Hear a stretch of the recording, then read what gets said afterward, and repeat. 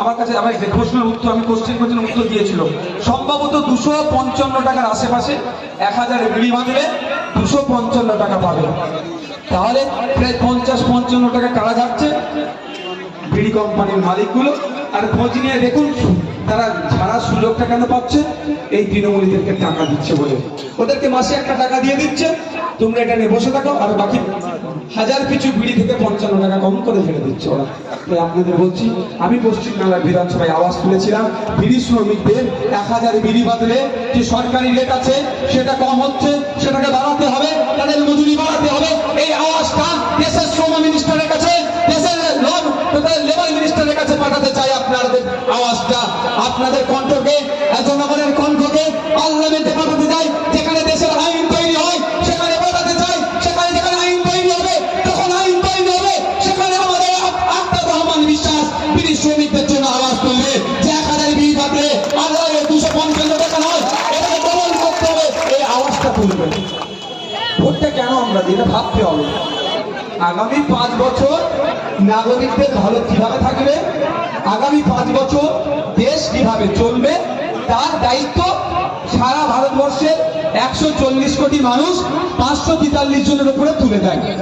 এটা হচ্ছে লোকসভার ভোট। সহজ যদি বুঝাতে পারি, লোকসভার ভোটটা কি খাই না, এমপির কি অবস্থান ছিল একটু জেনে রাখা আপনাদের দরকার।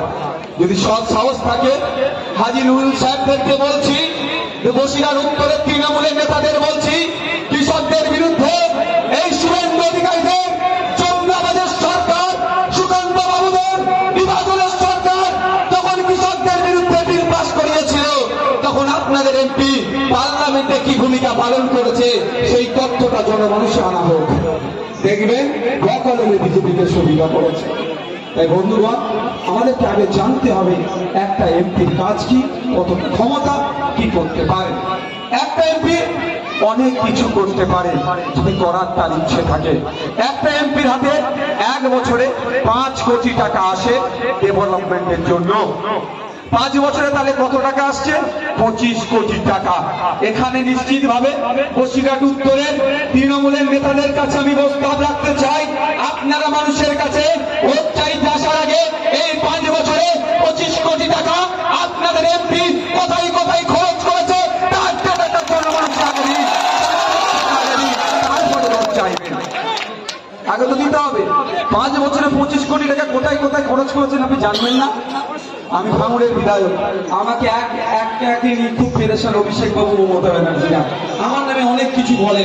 আমি বলেছি আমি বছরে 7 লাখ টাকা পাই, এখন আমার বলাতে 10 লাখ বেড়েছে। বসিরহাট উত্তরের যিনি বিধায়কের কাছে জিজ্ঞাসা করবেন, ওনারাও 7 লাখ টাকা পেত, আমি বলার পরে 10 লাখ বেড়ে বছরে ওনারাও 70 লাখ টাকা পাচ্ছে উন্নয়ন করার জন্য, এই অবস্থা সিদ্ধির জন্য। ঠিক আছে, 70 লাখ করে হলে